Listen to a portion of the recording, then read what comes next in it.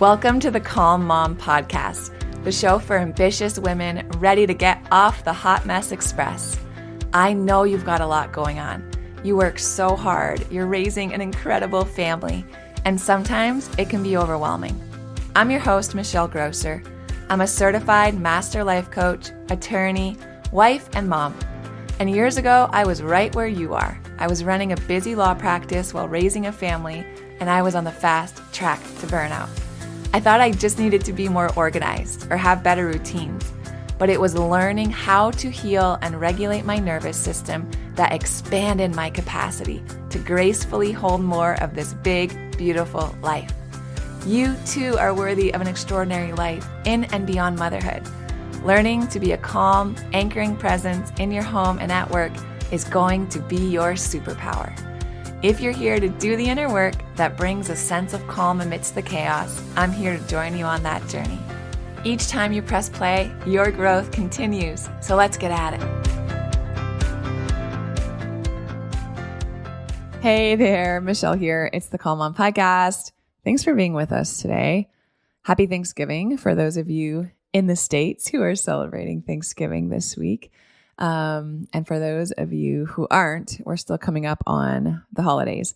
So I think today's episode is going to be particularly helpful because we all know that being around family, the holidays, preparing, the cooking, the expectations, like all of this stuff can feel stressful.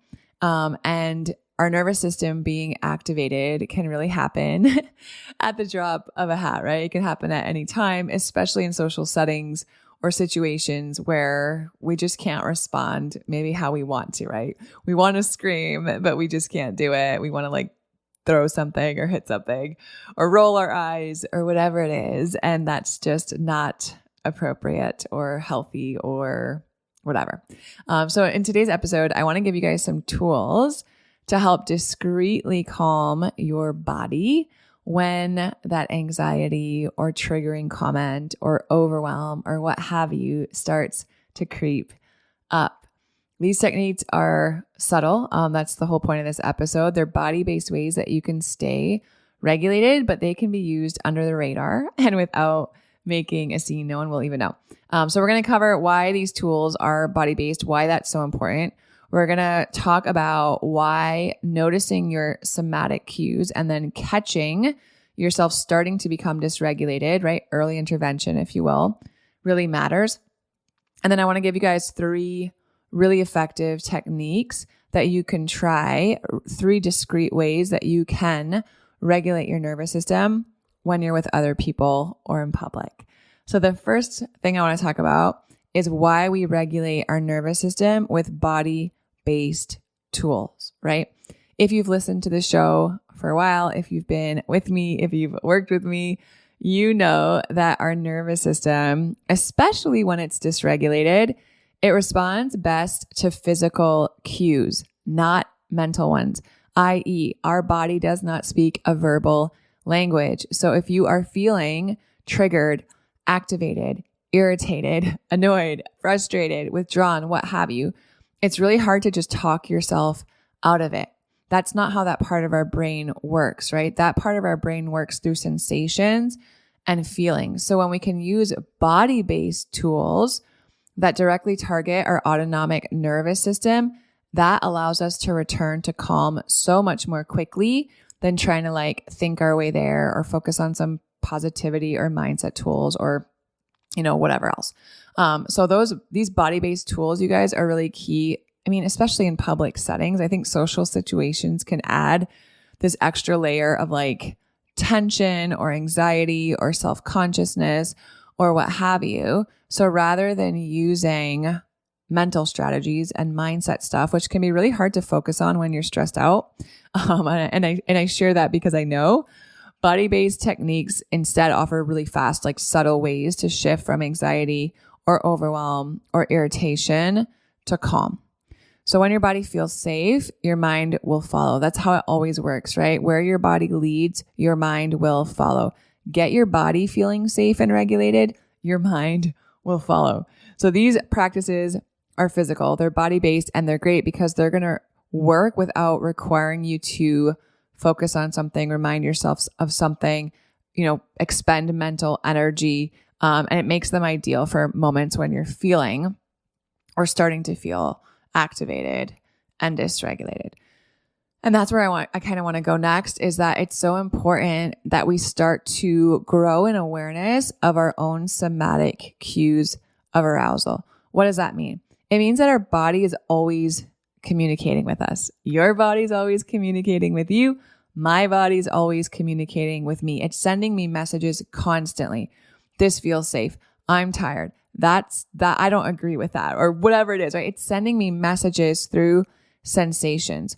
And when my body is starting to experience stress, my nervous system is starting to experience stress, I'm heading toward dysregulation. Things happen in my body, and I've gotten really good at catching them right when they start, right? Not 2 hours later, not 2 days later. I notice them fairly quickly. And the more that you can move toward that same level of awareness, the quicker you can start to intervene and use some of these practices. So if we think about a stoplight, right? Green light, yellow light, red light. When we're feeling regulated, we're in the green light zone. Everything is handy dandy. It's all going well. We're happy. Life feels easy breezy. When we start to become stressed, overwhelmed, activated, dysregulated, we enter that yellow zone, right? I'm starting to notice, my breathing is changing. My body temperature is changing. My muscles are tightening, right? I'm feeling tension in my neck and my shoulders and my jaw. Maybe my heart is starting to beat faster. Maybe I notice that I'm just feeling activated. I'm entering the yellow zone. The key is that you want to notice this stuff early so you can act on it in that yellow zone before things escalate to the red zone and you're in full on Hulk mode, right? Fight or flight is full on activated, or you're just completely shut down in a freeze response. So we all have different somatic cues. For me, it's tension in my jaw, neck, and shoulders right away. It's the first thing. Then my breathing changes. I notice that. And then my voice actually changes. So when I start to feel really angry and triggered in that sense, super frustrated, I start to speak slowly and quietly. And I think that probably cues my kids, or my husband's whoa, we better something's going on with mom, right?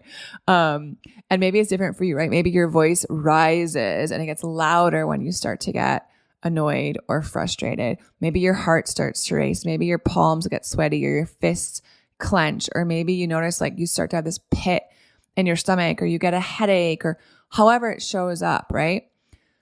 Noticing those early signs of somatic arousal allows you to be more empowered to regulate your nervous system before it all becomes just so overwhelming and you're in that red light zone. So that's the power of early intervention, right? You're attuned to these early signs of dysregulation somatically in your body. You can use these subtle practices to bring your nervous system back to this calm state before things just go you're just seeing red. So I think that the better you understand your body's signs, the easier it's going to be to stay calm. And then the easier it's going to be to just feel and be and appear composed in high stress settings. You got to have body awareness. It's an essential part of managing your nervous system health. So let's talk about how we can go about doing this. Let's talk about some of these discrete ways that we can start to regulate our nervous system when we're with other people, or when we're in public. So I'm going to talk about each of these 3 techniques. I want to talk to you guys about how it works, because I know for me that's important, right? My analytical mind is yeah, but how does this work? Or why does this work? And then I want to give you some really practical handles so you can start to incorporate this ASAP. Okay, so the first one is breathing, and specifically box breathing or physiological sigh. These are, I think, 2 of my favorite breaths, and you can do them anywhere. And I talk about the physiological sigh all the time. Let's go through it, and then I want to talk about box breathing. So the physiological sigh works like this. And you really only need to do this usually 2 or 3 times to notice a shift in your nervous system. So the way that it works, let me explain it once, and then let's do it together once.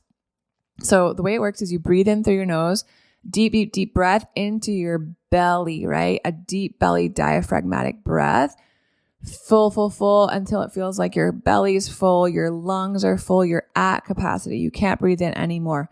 And then at the top of your breath, a really quick extra inhale through your nose, and then a long, slow, extended exhale through your mouth, right? And you can purse your lips like you're blowing through a straw, whatever it takes to really extend and lengthen that exhale. So let's do one together. All right, on the count of 3, 2, 1, you're going to breathe in through your nose, in, until it feels like your whole body is completely full. I can't breathe in anymore. And then a quick breath through your nose at the top. And now exhale through your mouth. You can purse your lips like you're blowing through a straw. Exhale, slow, lengthened, extended, deep exhale. Beautiful. Now you can try that a couple more times. You can pause the show and do it on your own time a couple more times and then come back. Or you can just listen for the next breath. But that's a really powerful tool that you can use anywhere that works so quickly, right? We're talking 15, 20, 30 seconds, depending on how many times you do it until you notice that shift. Your shoulders kind of dropping, tension releasing, right? Feels like your body's kind of melting, regulation returning to your body. So that's the physiological side. The second one is box breathing. Box breathing, imagine like a square, right? Imagine a box is going along, breathing along the 4 sides of a square, the 4 sides of a box in equal counts. So what does that mean? It means you inhale, let's say you're doing 4 count box breathing. You inhale for 4 counts, you hold for 4 counts, you exhale for 4 counts, and then you hold for 4 counts. So it's 4 sides of the box, 4 breaths, inhale, hold, exhale, hold, each for 4 counts, right? And you can lengthen this as you grow in your ability, in your diaphragm, right? To hold your breath and extend the inhale and extend the exhale. But if you can start with 4, I think that's great. So let's try one together. You're going to breathe in, 2, 3, 4, hold, 2, 3, 4, exhale, 2, 3, 4, hold, 2, 3, 4. And then you would go again. Inhale, 2, 3, 4, and so on, right? And you can do this. You can set a timer, or I'm sure you can find something on YouTube, like a box breathing exercise or routine. Do it for a minute, right? Do it for 2 minutes and watch the difference in the state of your nervous system. Both of these methods, you guys, the box breathing and that physiological side, they trigger your parasympathetic nervous system.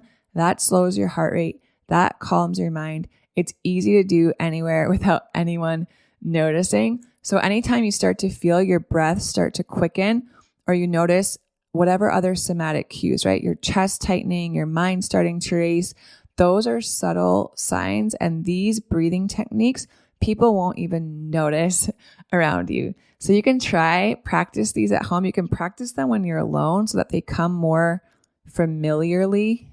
Is that a word?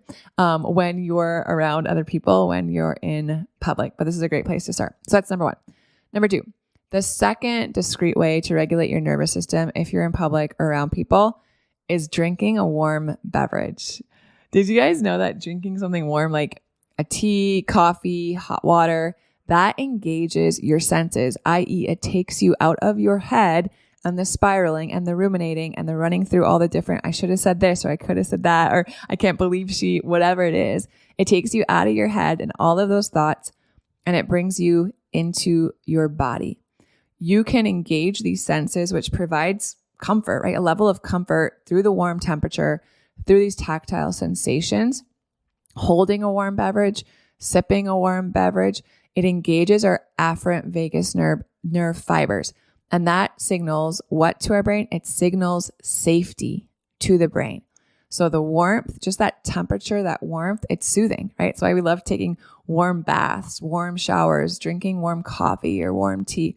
It soothes our body, it soothes our mind, and it'll help shift your nervous system out of stress. So this one's so easy to do, right? You're in a social gathering, like you're at a coffee shop, you're in an office meeting, anywhere that a warm drink is socially acceptable, it's so easy to obtain. Maybe you even bring your own, right? Bring a thermos of warm tea or coffee with you so it's available when you need it. And every time you take a sip, like just notice, be mindful, right? Enjoy it slowly. Focus on the warmth, focus on the comfort it can bring.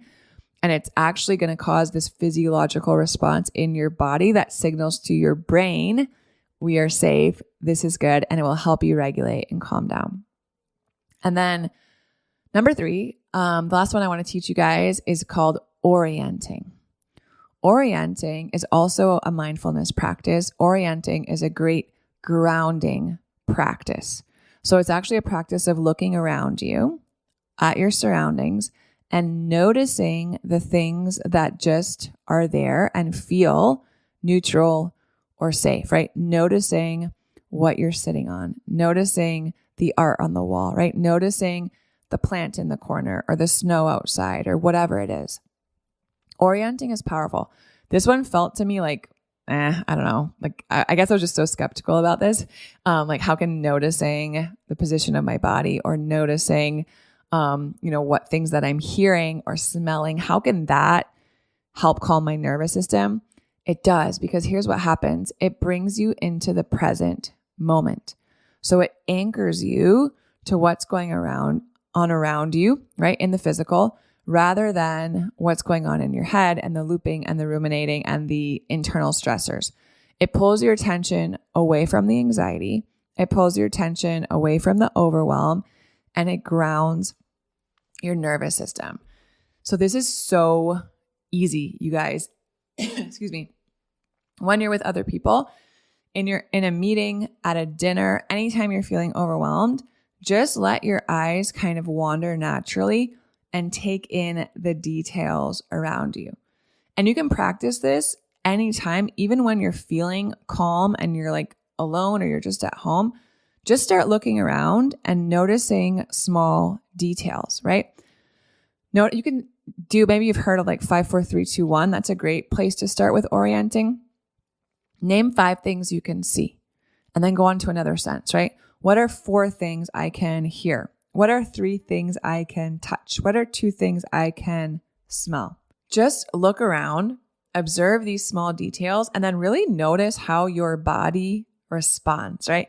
And that's going to make orienting more natural, especially when you're in more activating situations or experiences or environments. I think that's super helpful. So how can you start to incorporate these? Guys, these are simple, right? And here's the thing. Regular practice builds familiarity. So the more you practice these techniques when you're feeling calm, when you're feeling grounded, when you're feeling present, when you're in the green light zone, the easier it's going to be to use these when you're in the yellow or like verging on the red, right? So maybe choose one of these and start to like play around with it, right? What does it do to my body? What do I notice when I do this physiological sigh? And then maybe I can set a reminder in my phone, or maybe I can habit stack it and do it, when I'm having a meal. I can sit there and do a few of these breaths before I eat or after I eat, just to get your body in the rhythm of what it feels like to do these, right? And your body becomes more efficient then in regulating, and then it's easier to use these practices when you're feeling triggered in these high stress moments. So just start to incorporate some of these. Add reminders in a way that doesn't feel stressful. Add reminders in a way that doesn't feel overwhelming, and like just one more thing to do. So if your phone is already a trigger for you, maybe don't add a reminder on your phone. Maybe just keep like a small cue, like make your tea in the morning and then keep it in a thermos, or put a Post-it note that says orient or 5, 4, 3, 2, 1 on your screen, and like do it throughout the day. Whatever it is, just start to practice using these techniques in a calm setting first so that they feel comfortable, right? Practice orienting at the coffee shop, practice orienting while you're waiting in line at the grocery store, check out, and just notice what starts to happen, because it's these small, consistent practices, you guys, that builds the foundation of calm, of regulation, right? These techniques don't require a ton of time, and they're perfect. They're so discreet. They're perfect for when you're with other people. So the box breathing, the physiological sigh, a warm beverage, and then orienting, all accessible ways to manage stress. If you're looking for more support, managing stress, building resilience in your nervous system, regulating your nervous system, go ahead and check out the link in the show notes for my Heal Your Burnout private podcast. 5 episodes, you guys, super tangible, super actionable. You're going to learn my 6-step framework to heal from burnout. So if you've been feeling edgy, irritable, exhausted, withdrawn, overwhelmed, if you've been having physical symptoms of nervous system dysregulation, so maybe you've been having trouble sleeping or gut issues or muscle tension, autoimmune conditions, check this out. It's going to be super helpful for you. And then finally, if you've learned anything in this episode or any episode of the Calm On podcast that has been helpful for you, that has helped you to regulate your nervous system and manage stress, I would be so grateful if today would be the day that you left the Calm On podcast a 5-star rating and a short review. You just need to scroll down in your podcast app where it says leave a rating and a review. Click the 5 stars, leave a short review, even just a sentence or two, something you've learned, something you like about the show. Share it with a friend. I'm just so grateful because that's really the way that we can get this show in front of other women. And that is how we spread the mission, right? More regulated women running this world. Holy moly, do we need it in this day and age. So I'm just so grateful for all of you. Have a good day. I love you guys so much. I'll talk to you soon. If you love Mommy's Podcast, leave a review. If you enjoyed this episode, it would be so awesome if you could take a moment to subscribe and rate the podcast. And if you have just a few more seconds to leave a quick review, they really help to get this podcast out to other moms like you. I read every last review, and trust me, when it's late at night or early in the morning before my kids get up and I'm working on bringing you all of this content, your reviews are what keep me going. Leaving a review is truly the best way you can thank me. And of course, DM me on Instagram. I love to hear from you. Thanks for listening to another episode. Head over to the show notes for this episode and all past episodes at michellegrosser.com, where you'll find free resources and more ways to connect with me. If you love the show, share it with a friend. Thanks again for tuning in. We'll see you next time.